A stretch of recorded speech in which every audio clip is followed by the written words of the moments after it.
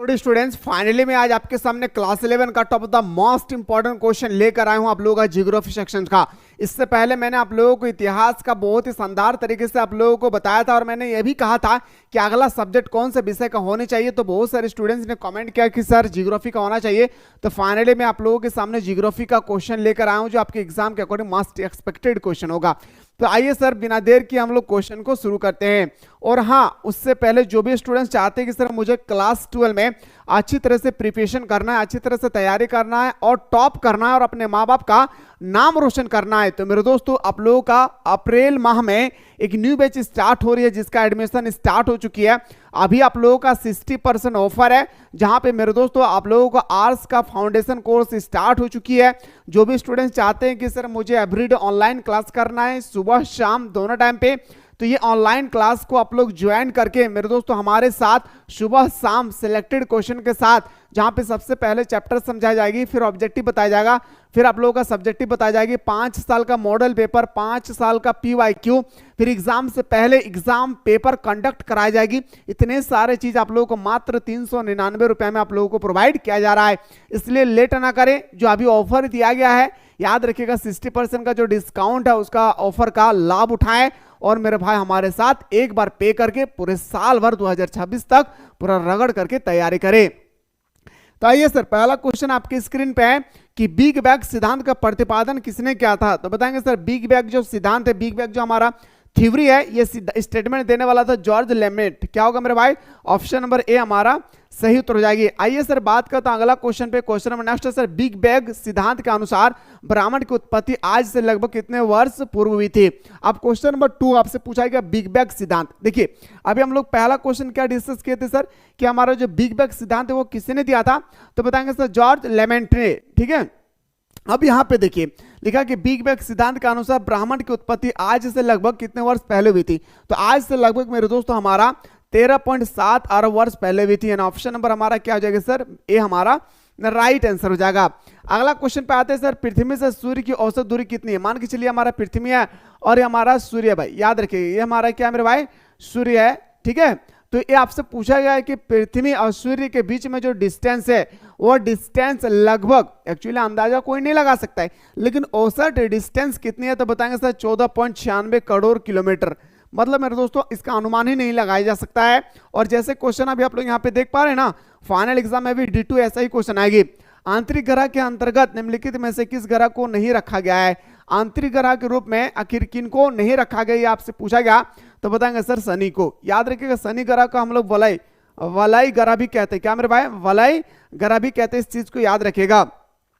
Next question पे आते हैं सर कि निम्नलिखित में से किस युग को डायनासोर का युग कहा जाता है। आखिर वो कौन सा युग है जिसे हम लोग डायनासोर का युग के नाम से भी जानते हैं मेरे शेर सरनियों। तो बताएंगे मेरे प्यारे, इसका राइट आंसर होगा हमारा जुरासिक। क्या हो जाएगी सर? जुरासिक हमारा राइट आंसर हो जाएगा। एक एक क्वेश्चन का हिसाब चुकाना है, दिल में इरादा करके रखे, इस बार 40 में 40 पार करके दिखाना है और अपने मम्मी से कहना कि मां तेरे पसीने की हर एक बूंद को मैं मोती से चमकाऊंगा, तो सपने बड़े देखना, मैं पूरा करके दिखलाऊंगा। इतना मेहनत करना है मेरे दोस्त, सिर्फ अपने लिए और अपने परिवार के लिए, ठीक है, किसी और के लिए नहीं। आइए सर अगला क्वेश्चन पे आते हैं सर, पृथ्वी पर जीवन का प्रारंभ आज से लगभग कितने वर्ष पहले हुआ था। तो बताएंगे सर लगभग मेरे दोस्तों 3 अरब 80 करोड़ वर्ष पहले। कितना? लगभग 3 अरब 80 करोड़ वर्ष पहले हमारे यहाँ पे जीवन का संभव हुई थी। नेक्स्ट क्वेश्चन पे आते हैं सर, अगला प्रश्न पे आते हैं सर, निम्नलिखित में से कौन सी गैस सौर विकिरण, आपसे पूछा गया क्या? सौर विकिरण। याद रखिएगा मेरे दोस्तों सोलर रेडिएशन विकिरण के लिए पारदर्शी है, जबकि पार्थिव विकिरण के लिए अपारदर्शी है। वो गैस का नाम होगा हमारा क्या मेरे भाई? तो बताएंगे सर कार्बन डाइऑक्साइड। क्या होगी? Carbon dioxide. इस चीज को याद रखिएगा। अगला प्रश्न पे आते हैं सर, मानव के लिए वायुमंडल का सबसे महत्वपूर्ण घटक कौन सी है। भाई देखिए मानव के लिए तो वायुमंडल का सारा घटक महत्वपूर्ण है, लेकिन सबसे इंपॉर्टेंट घटक आपसे पूछा गया तो वो हमारा होगा जलवाष्प। क्या होगा मेरे भाई? उससे हम लोग क्या बोलेंगे? जलवाष्प हमारा राइट आंसर हो जाएगी।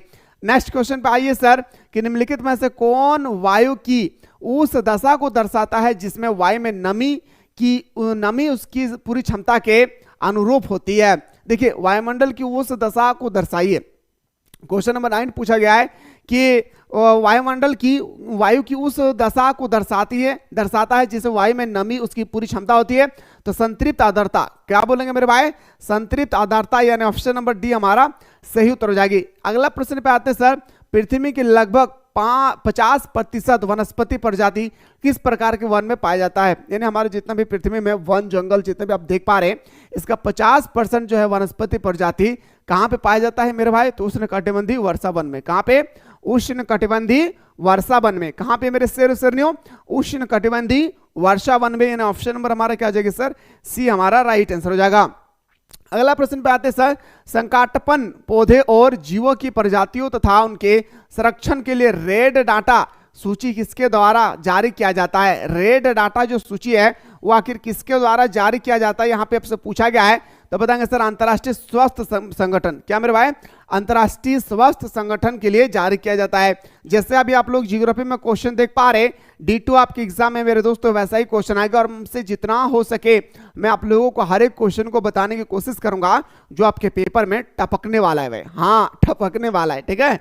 आइए सर, जैव विविधता का संरक्षण निम्नलिखित में से किसके लिए सर्वाधिक महत्वपूर्ण है। जैव विविधता, तो जैव विविधता हमारा होगा सर जंतु के लिए, और हमारा हो जाएगा सर क्या, पौधे के लिए। मतलब मैं बोल सकता हूं सर कि ऑप्शन नंबर हमारा सी इसका राइट आंसर हो जाएगा। नेक्स्ट क्वेश्चन पे आते हैं सर कि 1992 में पृथ्वी सम्मेलन हुआ था। याद रखिएगा, अगर आपसे क्वेश्चन पूछा जाएगा कि पृथ्वी सम्मेलन आखिर कब हुई है, तो आपको बताना है कि पृथ्वी जो हमारा सम्मेलन हुई है वो हमारा हुआ है 1992 में। तो पृथ्वी सम्मेलन कौन सा देश में हुआ था, तो बताएंगे सर ब्राजील में। अगर आपसे पूछा जाएगा कि ब्राजील में कहां हुई थी, तो बताएंगे सर ब्राजील के रियो डी जेनरियो शहर में। कहां पे, ब्राजील में कहां हुआ था, रियो डी जेनरियो। और ये आपको क्लास 12 में आपको पॉलिटिकल साइंस में स्टडी करना है, और मैं बहुत ही शानदार तरीके से आप लोगों को स्टडी कराऊंगा क्लास 12 में। अप्रैल माह में मेरे दोस्तों हमारा न्यू बैच स्टार्ट हो रही है, जिसका अभी 60% डिस्काउंट है। इसलिए कह रहा हूं कि जल्दी से प्ले स्टोर से मिसाइल क्लासेस के आपको डाउनलोड करके आप लोग इस कोर्स को ज्वाइन कर ले मेरे भाई। यकीन मानिए, सिर्फ एक बार आपको लगेगी 399 रुपया, इसके बाद 2026 तक 1 रुपया पैसा नहीं लगेगा। और यह बंदा वादा करता है मेरे दोस्त कि आपकी सोच से 10 गुना प्रॉफिट दिलाऊंगा। यहाँ पे ऑफलाइन का 10 गुना बेटर स्टडी कराई जाती है यहाँ पे।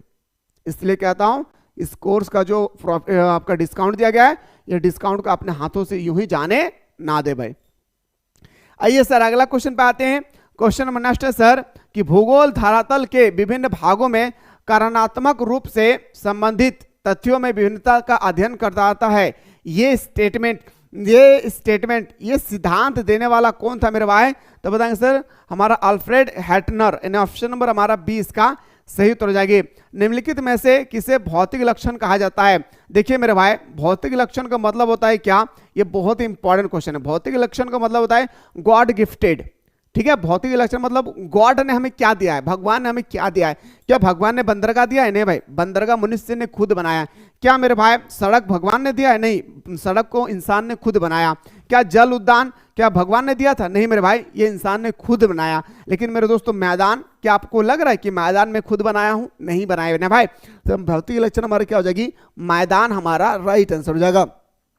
नेक्स्ट क्वेश्चन पे आते हैं सर, पृथ्वी की उत्पत्ति से संबंधित निहारिका परिकल्पना किसके द्वारा दिया गया है। निहारिका जो परिकल्पना है, ये स्टेटमेंट किसके द्वारा दिया गया है, तो बताएंगे सर हमारा लाप्लासा, क्या लाप्लास। ऑप्शन नंबर हमारा ए इसका सही उत्तर हो जाएगी। नेक्स्ट क्वेश्चन पे आते हैं सर, खगोलीय दूरी मापने की इकाई निम्नलिखित में से कौन है भाई। खगोलीय दूरी को किसमें मापा जाता है मेरे भाई, प्रकाश वर्ष। क्या मापा जाता है मेरे भाई, प्रकाश वर्ष हमारा सही उत्तर हो जाएगा। आइए सर अगला क्वेश्चन पे आते हैं, और क्लास 12 में बुक वगैरह कुछ भी लेने की आवश्यकता नहीं है। बस मैं जो नोट्स दूंगा ना, याद रखिए वो नोट्स को आप लोगों को अच्छी तरह से कवर कर लेना है भाई, ठीक है। कौन भूकंपीय तरंग तरल एवं ठोस दोनों गमन करती है, आखिर वो कौन सा भूकंपीय तरंग है। देखिए भूकंपीय तरंग का पी होता है, एल होता है और एस तरंग होती है। तो कौन सा भूकंप तरल जो है, तरल लिक्विड और ठोस दोनों अवस्था में पाया जाता है। तो तरल और ठोस दोनों अवस्था में जो पाया जाता है वो हमारा होगा क्या, पी तरंग, ठीक है। क्या होगा मेरे भाई, पी तरंग हमारा सही उत्तर हो जाएगी। अगला क्वेश्चन पे आते हैं सर, निम्नलिखित में से कौन जोवियन ग्रह है भाई? जोवियन ग्रह किसे कहा जाता है मेरे भाई? तो बताएंगे सर जोवियन ग्रह हम लोग बृहस्पति को कहते हैं। किसे मेरे भाई? याद रखिएगा, जोवियन ग्रह हम लोग किसको कहते हैं? बृहस्पति को कहते हैं। और ब्रह्मांड का सबसे बड़ा ग्रह भी क्या है? तो बताएंगे सर हमारा, याद रखना है, बुध, सॉरी बृहस्पति। अगर आपसे पूछा जाएगा सबसे छोटा ग्रह, तो आपको बताना है मेरे दोस्तों, याद रखिए सबसे छोटा ग्रह हमारा बुध होगा। अगर आपसे पूछा जाएगा कि भोर का तारा किसे कहा जाता है, क्या मेरे भाई? भोर का तारा, याद रखिएगा मेरे भाई, या शुक्र को हम लोग कहते हैं क्या? भोर का तारा या चमकीला तारा किसे कहा जाता है? तो बताएंगे सर शुक्र को कहते हैं। नेक्स्ट क्वेश्चन पे आते हैं सर। अगला क्वेश्चन है, निम्नलिखित में से कौन पार्थिव ग्रह का उदाहरण है? आपसे यहाँ पे पूछा गया है क्वेश्चन नंबर 20 में कि कौन पार्थिव ग्रह का उदाहरण है? तो बताएंगे सर हमारा शुक्र क्या हो जाएगी सर? पार्थिव ग्रह का उदाहरण है। नेक्स्ट क्वेश्चन आते हैं सर, पृथ्वी की उत्पत्ति आज से लगभग कितने वर्ष पहले हुई है? जो हमारा पृथ्वी है जहां पे हम लोग निवास कर रहे हैं, ये पृथ्वी की मतलब विकास पैदा कब हुई थी मेरे भाई? ये आपसे पूछा गया है। तो लगभग मेरे दोस्तों 4.6 अरब वर्ष पहले, यानी ऑप्शन नंबर हमारा बिल्कुल सही हो जाएगा सर बी। नेक्स्ट क्वेश्चन है सर, पृथ्वी की त्रिज्या कितनी है? आप ही बताइए मेरे भाई। पृथ्वी को कोई माप सकता है, लेकिन फिर भी इसका त्रिज्या, इसका जो रेडियस है ना मेरे भाई, ये रेडियस आपसे पूछा गया है। जिसे हम लोग एक वृत्त बनाते हैं, है ना, तो वही से अगर पूछा गया है तो बताएंगे सर 63.70 किलोमीटर, क्या सॉरी 6370 किलोमीटर हमारा क्या है भाई? त्रिज्या है। ठीक है, नेक्स्ट क्वेश्चन पे आते हैं सर। अगला है कि भूकंप की तीव्रता किस स्केल पर मापी जाती है? जैसे कभी कभी आप देखेंगे कहीं कहीं भूकंप आ जाती है ना, तो भूकंप की तीव्रता किस पे मापी जाती है? रिएक्टर स्केल में। याद रखिएगा किसमें मापी जाती है मेरे भाई? पायरोमीटर से क्या माना जाता है? तापमान, तापमान, याद रखिएगा टेम्परेचर। अब बैरोमीटर से मेरे दोस्तों याद रखिएगा, बैरोमीटर से क्या मापा जाता है? ये आप लोग का होमवर्क है। देखता कितना स्टूडेंट्स बताते हैं कि बैरोमीटर से क्या मापा जाता है। आइए सर, ग्रेनाइट किस प्रकार के चट्टान का उदाहरण है? जो हमारा ग्रेनाइट है आखिर वो किस प्रकार के चट्टान का उदाहरण है? आपसे पूछा गया तो बताएंगे सर हमारा ग्रेनाइट जो है वो हमारा आग्नेय चट्टान का उदाहरण है। कौन सा मेरे भाई? आग्नेय चट्टान का उदाहरण है। नेक्स्ट क्वेश्चन पे आते हैं सर, संवहन तरंग सिद्धांत का प्रतिपादन किनके द्वारा किया गया था? जो हमारा संवहन तरंग है, ये जो इनका प्रतिपादन है, ये किनके द्वारा किया गया था? 25 में पूछा गया मेरे दोस्तों। तो याद रखिए ये सिद्धांत किया गया था आर्थर होम्स के द्वारा। किसके द्वारा? आर्थर होम्स के द्वारा। सागरीय अधस्तल विस्तार का सिद्धांत, ये स्टेटमेंट वाला जो क्वेश्चन है मेरे भाई आपके एग्जाम में ना भर भर का आएगी। ये जो आप लोग स्टेटमेंट वाला क्वेश्चन देख रहे हैं ये भर भर के आता है, इस चीज को याद रखिएगा। सागरीय अधस्थ विस्तार का सिद्धांत किनके द्वारा दिया गया? तो हैरिस हेस के द्वारा। किसका मेरे भाई? हैरिस हेस के द्वारा दिया गया है। अगला प्रश्न पे आते हैं सर, मैग्मा के ठंडा होने से किस प्रकार के चट्टान का निर्माण होता है? जैसे हमारा मैग्मा ठंडा हो जाती है ना, मैग्मा के जैसे हमारा ठंडा हो जाता है, तो ठंडा हो जाने के बाद किस प्रकार के चट्टान का निर्माण होता है मैग्मा से? तो बताएंगे सर आग्नेय चट्टान का निर्माण होती है। किसका मेरे भाई? आग्नेय चट्टान का हमारा निर्माण होती है।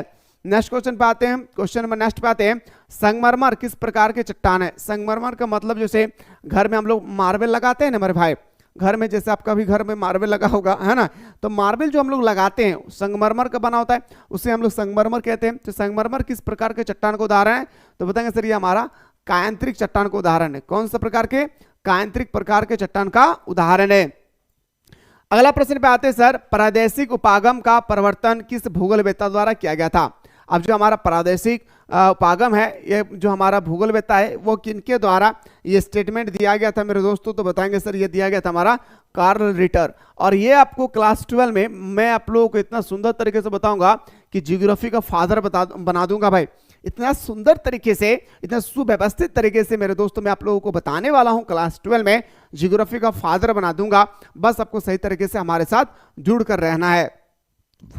अगला है सर कि क्रमबद्ध भूगोल किसके द्वारा परिवर्तित किया गया है? तो बताएंगे सर ये हमारा किया गया होमबोल्ट के द्वारा। किसके द्वारा मेरे भाई? होमबोल्ट के द्वारा किया गया था। अगला है सर, भूगोल के किस उपागम विधि को प्रकरण विधि भी कहा जाता है? बहुत ही सुंदर क्वेश्चन है मेरे भाई कि भूगोल के किस विधि को, अब क्वेश्चन आती है मेरे भाई कि भूगोल के किस विधि को जो है हम लोग उपागम विधि का प्रकरण भी विधि कहा जाता है? क्रमबद्ध उपागम। क्या बताएंगे सर? हमारा क्रमबद्ध उपागम, यानी ऑप्शन नंबर हमारा बिल्कुल सही हो जाएगा सर क्या? ए हमारा राइट आंसर हो जाएगी। समुद्री मार्ग से पृथ्वी की परिक्रमा, अब समुद्री मार्ग है मेरे भाई, समुद्री मार्ग से पृथ्वी की परिक्रमा करने वाला प्रथम नाविक कौन था? तो बताएंगे सर मैगेलन। क्या होगा मेरे दोस्तों? मैगेलन हमारा सही उत्तर हो जाएगी। क्या होगा मेरे शेर सरनियो? मैगेलन हमारा राइट आंसर हो जाएगा। आइए सर अगला क्वेश्चन पे आता हूं। क्वेश्चन नंबर नेक्स्ट है कि पृथ्वी की आंतरिक संरचना में मध्यवर्ती परत किस नाम से जाना जाता है।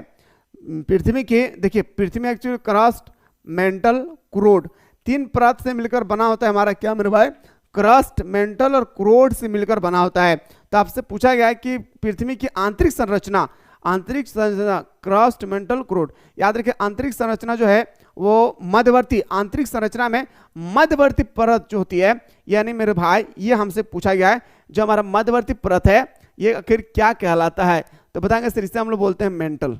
क्या कहते हैं मेरे दोस्तों, मेंटल कहते हैं। इस चीज को याद रखिएगा, मैंने अभी जस्ट बताया क्रस्ट, मेंटल, क्रोड, तीन परत होती है।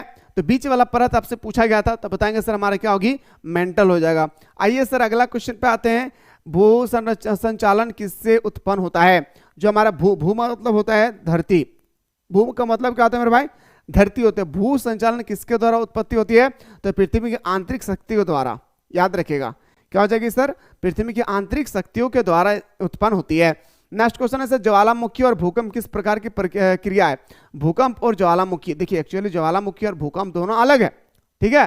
तो ज्वालामुखी और भूकंप किस प्रकार की क्रिया है। जो हमारा ज्वालामुखी हो या भूकंप हो वह किस प्रकार की क्रिया होगी, आकस्मिक क्रिया है, कभी भी आ सकती है ना, किसी को बोलकर नहीं आती है। अगला है सर, वायुमंडल में सर्वाधिक मात्रा में कौन सी गैस पाई जाती है। हमारा वायुमंडल में सबसे ज्यादा गैस जो पाया जाता है वो होता है हमारा क्या, नाइट्रोजन। कितना मेरे भाई, 78% पाया जाता है क्या, हमारा नाइट्रोजन पाए जाते हैं। इस चीज को याद रखिएगा। इसके बाद एक और गैस आती है मेरे भाई, 21% पाया जाता है। वो कौन सा गैस है आप लोग कमेंट सेक्शन में जरूर बताइएगा। सभी प्रकार की मौसमी घटना वायुमंडल की किस परत में पाई जाती है। देखिए वायुमंडल का 5 परत होता है मेरे दोस्तों। पहला हमारा झोप मंडल, फिर बोलते हैं भाई झोप मंडल, समताप मंडल, मध्य मंडल, आयन मंडल, बाह्य मंडल, 5 मंडल होती है। तो आपसे पूछा गया कि मौसमी घटना जो बारिश वगैरह होती है ना, क्या होती है मेरे भाई, बारिश वगैरह जो घटना घटती है वो आपसे पूछा गया, वो हमारा झोप मंडल में होता है। जो हमारा हेलीकॉप्टर उड़ती है, जहाज वगैरह उड़ता है, वो हमारा कहाँ पे, समताप मंडल में। जो हम लोग मोबाइल चलाते हैं, रेडिएशन जो होता है वो हमारा आयन मंडल में होता है। कहाँ पे, आयन मंडल में होता है। इस चीज को याद रखिएगा। क्वेश्चन जरूरी नहीं कि यही आए, क्वेश्चन पलट के भी आ सकता है। निम्नलिखित में से कौन वर्षन के अंतर्गत शामिल नहीं किया जाता है। तो वर्षन के अंतर्गत आखिर हम लोग किनको शामिल नहीं करते, यह आपसे पूछा गया है। तो बताएंगे सर ये होगा हमारा संघनन। क्या होगा मेरे भाई, संघनन, यानी ऑप्शन नंबर ये हमारा राइट आंसर होगा। मैं फिर से अगर एक बार आप लोग इन्फॉर्मेशन दे रहे हैं मेरे भाई कि अप्रैल माह में हमारा न्यू बैच स्टार्ट हो रही है क्लास 12 का। तो आप लोगों के लिए कोर्स को लॉन्च कर दिया गया है 25-26 के जो स्टूडेंट्स हैं आप में से। तो मेरे भाई यहाँ पे आप लोगों को सुबह शाम दोनों टाइम पे आप लोगों को ऑनलाइन क्लासेस प्रोवाइड किए जाएंगे। मात्र मेरे भाई आप लोगों को 399 रुपया देकर आपको इस कोर्स को ज्वाइन कर लेना है। और अभी 60% का डिस्काउंट है, 999 रुपये का फीस आपको मात्र 399 रुपये लग रहा है। इस कोर्स को आप लोग ज्वाइन करके हमारे साथ सुबह शाम दोनों टाइम पे बेहतर तरीके से ऑनलाइन क्लास कर सकते हैं, जहाँ पे मैं चैप्टर को समझाऊंगा, फिर ऑब्जेक्टिव बताऊंगा, फिर सब्जेक्टिव बताऊंगा।